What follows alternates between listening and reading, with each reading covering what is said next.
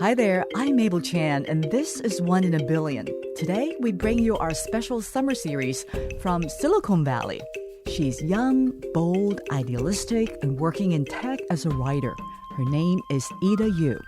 After graduating from UC Berkeley, Eda landed a job in Silicon Valley that would challenge her sense of self, sensitivities, and values.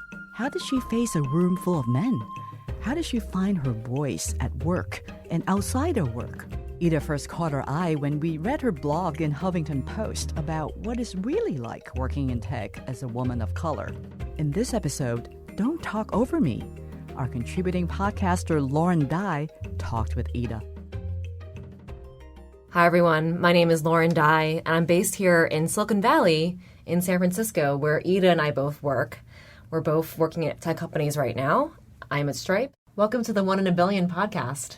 Thank you. Thank you for having me. I'd love for you to give a quick intro about yourself, where you're from, and what you do. I'm a writer. I was born and raised in LA. I went to school at UC Berkeley where I studied chemical biology and French. I double majored. And I'm a journalist, an arts and culture journalist. I've written for publications like Vice, ID. I just finished up a piece in Complex and HuffPost. And I also work as a writer in tech. Tell us about how you became a tech writer, and what does that actually mean? I had a lot of trouble allowing myself to go into tech, partially just because the communities I come from are very radical and very community-oriented. So it was a very difficult decision for me to partake in a system that is devaluing a lot of people that I personally know and engage with. That was really hard. And the Bay has a great deal of East Asian population that works in tech. So I think that it's kind of easy to slip into this perception that like, oh, you're just like one of those like assimilalist, Chinese engineers, and like you're just working in tech and it's easy for you and you feel like you belong. And I still don't feel like I belong in any of the offices that I've been in. Every Asian person is going to have their own nuanced experience in tech.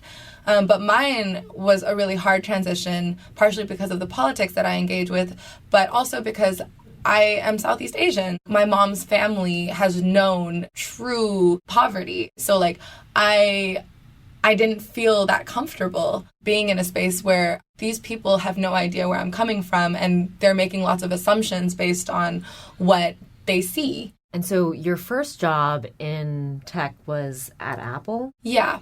I worked as a copywriter at Apple through the Orchard program, which is what I got hired on into. And it's essentially an initiative that their marketing and communications segment began to try to get more people from non-conventional backgrounds to enter the tech sector. What was your community like when you first joined the Apple team? I think I felt misunderstood in being really young and being of color. So in meetings, for instance, like I'd be really, I felt a lot of pressure to not speak. And when I did speak, like I felt like all eyes were on me. But that's also kind of just the culture there where it's very senior and people have been there for a really long time. And there is an expectation to like say stuff of a certain caliber, and there's always pressure to do that. But I do feel like that was amplified by the fact that I didn't look like everyone else in the room. I wasn't an old white dude just offering my opinion in a British accent. So more pressure. You didn't see other people like you who were voicing their opinions or providing, honestly, diversity of thought. There was a little bit of hesitation to participate. Definitely in terms of my age, yes. I think that at big companies especially, there's a lot of risk aversion, which is totally normal and fine because, you operate a giant business with a lot of repercussions if something goes wrong. But as a young person, I felt like I was often shut down. There was one time I was like in a meeting room with 5 men, but I was the lead writer on that project, so they needed to hear what I was saying. Because it was about the copy, I would say something and then another dude would repeat what I said louder. That happened all the time. Like men would just talk over you all the time. It was insane. But he just said what I said, but louder. And then everyone was like, oh yeah, that's a great idea. And I was like, wait, I said that. How did nobody hear me? I would say that tech has that climate still. That's my personal opinion. And so you were encountering the situation where you were the one woman and Asian woman on top of that in this community of fairly white men who were writers at Apple. And you were the lead writer on projects like the one you mentioned, yet some ideas were attributed to others. Yeah, definitely. Like that, I mean, that's happened to every person of color, I think, especially women that I know there. It's definitely happened across the board. I was so afraid of how people would judge me when I said something that so many instances I would retract from the meeting and go find my one mentor, and I'd be like, hey, I thought about this. And then they'd be like, why didn't you say that? I didn't find the space. I could never bring myself to say that stuff until near the end of my time there. It's very ironic working in tech myself. The part of the value add of diversity is that there are these ideas from different people who come up. What I'm hearing is that, yes, the ideas exist, but they actually have trouble coming out in some cases because there's not the space for it, as you were saying. Yeah, and that was a huge conversation that I had with a lot of women of color who were in higher positions than me at Apple. It's not that women don't speak, it's that men don't know how to not talk over us, especially white men. There is no shortage of ideas, and there's no shortage of diversity, especially if you're hiring more diverse staff.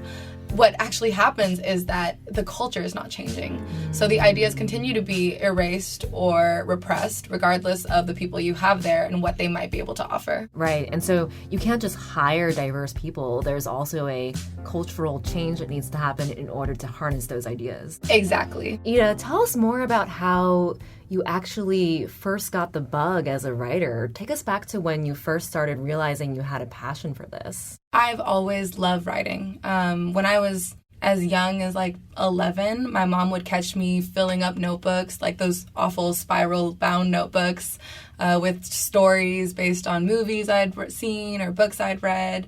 And I'd be journaling. I journal every day. So I've always kind of been a writer at heart.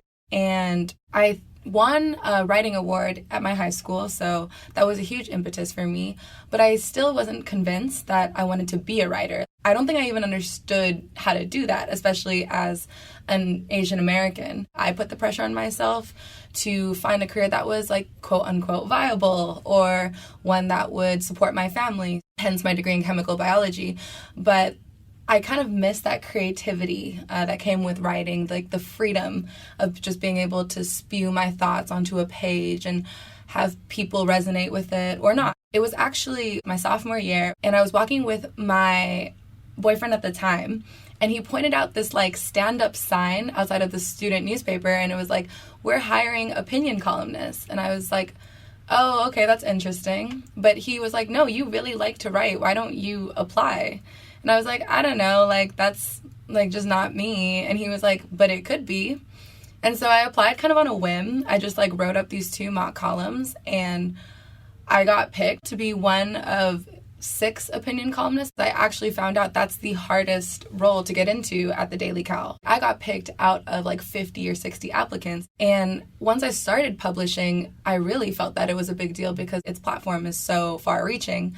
But having people come up to me and tell me, you know, like, this column changed my life, like, this writing changed how I see long-distance relationships, this writing changed how I feel about technology or interact with my phone, all that stuff really resonated so deeply with me, and I think that after that, I wanted to keep on writing.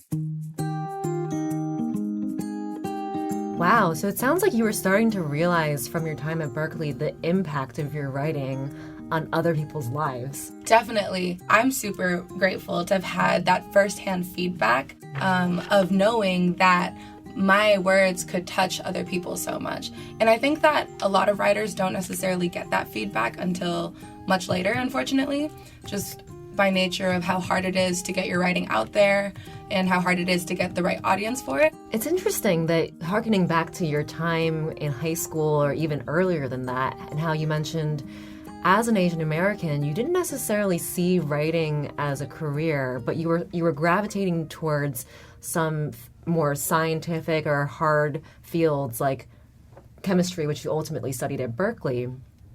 Why do you think that is? It's hard to pin down one, particular reason, but definitely an amalgamation of the fact that there is just inherent pressure in Asian culture and heritage to, take on certain professions that will, quote unquote, make your family proud and make them happy. My mom had really sacrificed a lot to put me through a private education in high school, which she totally didn't have to do. Coming into the States as an Indonesian immigrant with almost nothing to her name, she really knew that she wanted her daughter to have everything that she could. So I felt a lot of pressure because a lot of people gave her a lot of grief. They were like, why are you wasting so much money on putting your daughter through school? She can just go to public school. Everyone goes to public school. And she was like, because she's going to get a great education and she's going to do great things and going to have a great job. I definitely inherently felt that pressure, especially with my dad's side of the family, who's Taiwanese, a lot more conservative. My grandparents were always like, but aren't you going to Harvard? And so I'm thinking when I get into Berkeley, even though I was a Regents scholar, still proves to them I'm smart. That still proves to them I'm capable and didn't waste my mom's money or time. And so a big part of this is actually the underlying story of being immigrants here in the U.S. and how both of your parents, your mom from Indonesia and your dad from Taiwan, in some ways had something to prove. It kind of rubbed off onto you. You were taking on this almost responsibility of proving out their investment. Yeah, definitely.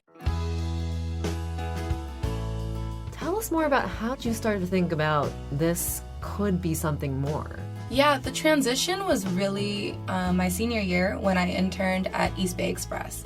And that is the East Bay Alt Weekly, so a pretty progressive paper that publishes every week. And I was the arts and culture intern there for my fall semester. And I worked under Sarah Burke, who is my managing editor, and that changed my life. I was in that room with Sarah and Nastia, who was the music editor. I never understood that you could be a writer. And seeing those women and working with them and feeding off their energy to create every day just transformed the way I thought about writing. Tell us more about what it was like to find someone who you could actually see as a mentor in this space and what transformation that had for you. Yeah, she was the first person I worked with that was Asian in an editor and writer capacity. Seeing a woman like her in these spaces that I aspired to be in at every step of the way showed me I can do that. There's no reason I can't also do that. There's a huge power in seeing people that you admire doing the things that you aspire to, because in minority groups, we don't see that kind of representation on a mainstream scale. It sounds like identity and seeing your identity reflected in someone else who was in a role that you didn't necessarily think of as something you could step into, but seeing her achieve in that role was something that lit up this new fire in you to say, wow, maybe I could be a writer. Yeah, definitely. As a writer, you have to be vulnerable in so many ways to speak to new ideas. How did you find that courage as a writer? I personally have worked really hard to feel confident and comfortable with myself and who I am and sharing my thoughts and opinions. And I work on being, more unapologetic and more confident every day. It was definitely a journey. The piece I wrote in East Bay Express called Oakland Terminal about why artistic youth in Oakland are being so threatened by gentrification and why they get pushed into these kind of dangerous spaces sometimes because they can't find anywhere else to safely share and make art.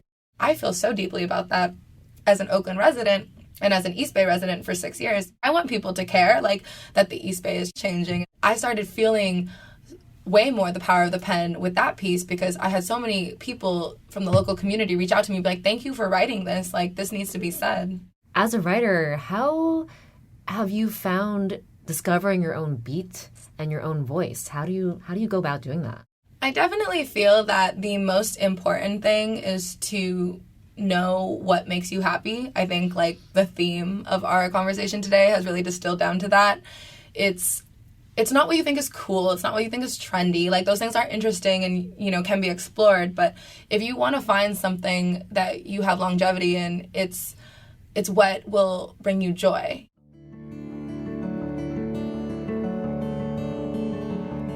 It really is like, what like makes you light up? Like, what do you feel inspired by? Like, is it music? Do you see visual art and get lost in it? Do you go to warehouse parties and marvel at how beautiful everything is? Do you go down the street and care so much about homeless people that you can't ever like go by the BART station without giving this one guy $1? What is it, you know? Like, and whatever it is, put yourself out there and keep pushing that. I had to push myself to get into the environments where I could do this kind of work. I didn't just tap into the artistic communities overnight. Like, I had to learn it. I had to learn who was in it. I had to learn what kind of art they're making. And I found that I cared even more, you know, than my initial peak of interest. And then back to your point about joy, that you should allow yourself to take the path that enables the most joy. Yes, that's a huge part of it. I mean, it goes back to the absence thing that we were discussing. When something is gone, ask yourself why, and then go after it. When I moved from LA to Berkeley, I had lost all the access to art that I had built in LA. I spent 2-3 years building up an art community out there because I was a dancer. And I felt so isolated being in like hyper academic Berkeley. It didn't fulfill me in the same way. Finding what that was missing, realizing it, and then allowing myself to pursue that in a way that was at first, you know, more for fun, and then professionally completely opened up those doors. You've got your day job as a writer in tech, and then you've got all of this work that you're doing, which is you, right? The work that you're doing, writing columns for Huffington Post and Vice and so on, and your own magazine. Tell us more about how you find your job today in tech and how that contrasts to a lot of the other work that you do. It fulfills a different part of me. I especially like more, ironically, product-focused writing. So I actually really enjoy exercising my technical brain in that way. And also, equally great part of me, really enjoyed science, logic, and I really enjoy being able to problem solve in a way that isn't subjective or abstract. And, you know, my day job does still bring that fulfillment to me. Where would we interact with your writing in your current job? I primarily write for websites and digital interfaces. It could be video scripting or social. How did you initially get into tech writing? I don't know that it's a very well-known role. Like, kids probably don't grow up thinking they want to be a tech writer. Well, I think something really important to consider is that as we move towards more digital interfaces, everything we do needs words. Everything that has a digital interface, you're going to need some kind of language to communicate it. Whether it's a website, an app you're using, or more, or software, you still will need language at every step of the way. I mean, UX writing is just starting to become a field. It's a huge interest of mine. UX design has really only been a thing for the last decade. So for the last half decade, people have just been waking up being like, oh, my product designers can't write all my copy. I'm like, yeah, you didn't think that one through yet? You can be a writer in any industry. And like, I really want to emphasize that. You can work as a copywriter in art, you can work in marketing. Marketing goes across every industry. It's a really good perspective because I think a lot of people growing up don't necessarily see the wide range that writing is. When you think about having a career in writing, your first thought is, to your point, being an author, right? As the world shifts to be more technologically focused, it's just going to increase the opportunities. You know, I have no idea what writing is going to look like 5 years from now. That's fascinating. What advice do you have for folks like me, for example, who are starting to write? I write a blog, and yet I often find myself stopped by the fear of, ooh, I don't know if this is polished enough, this is going to get enough resonance with the audience. I'm afraid to put my opinion out there for fear of what others will say about it and critique me. You just have to do it. You need to put your art out there. And whatever that means, you know, whether it's self-publishing on a blog, whether that's pitching your work to a publication, whether that is, if you don't practice that vulnerability, that act of being courageous and saying like, this will never be perfect. It's way more important to have things to show people than to not have anything. And what advice do you have for aspiring writers who might be listening about how to get published in these really cool outlets like HuffPost and Vice? How do you do that? The biggest thing is to learn how to pitch. You know from working in sales that you really need to know how to sell your work and your worth to be able to get anything done in this world. Go look at that publication, see how they normally write, like see their style, see what they typically cover. Are they local? Are they hyper-local? Are they national? Are they international? Like what scope of story is going to interest them? Look at all that stuff and then try to find a pitch that works to accommodate both their style and the topic that you want to cover. Find a way to tie it into why it should matter to them. One more piece of advice is around your identity as an Asian American woman. What advice do you have for others in our audience like you in terms of your journey and how you find your area of joy? That's hard. That one's really hard. I think that as an Asian American woman, I've inherently taught myself that work takes precedence over pleasure. But how I've found the most joy is actually being able to admit to myself that I need this rest or that I deserve this rest. As women of color, we work so hard trying to prove ourselves to ourselves. So yes, take that radical reclamation of knowing when is your time and when is your time to just be. I like that term, radical reclamation. Very alliterative. I try. Thank you, Eda and Lauren. In our next episode, I interviewed Chinese-American documentary filmmaker Hao Wu. China has become a class society, and this film in particular, People's Republic of Desire, really focus on the extreme wealthy and the extreme poor. That's in 2 weeks. 1 in a Billion is Brian Latwinowich, Eda Yu, Maggie Shi. And our lovely theme song is composed by Brad McCarthy. Let us know if you want to join our team of volunteers, help us plan events, pitch a story. Just go to our website, oneinaBillionVoices.org, and find us on Facebook, Twitter, and Instagram. Support for our podcast comes from our collaboration with the Victor and William Fung Foundation.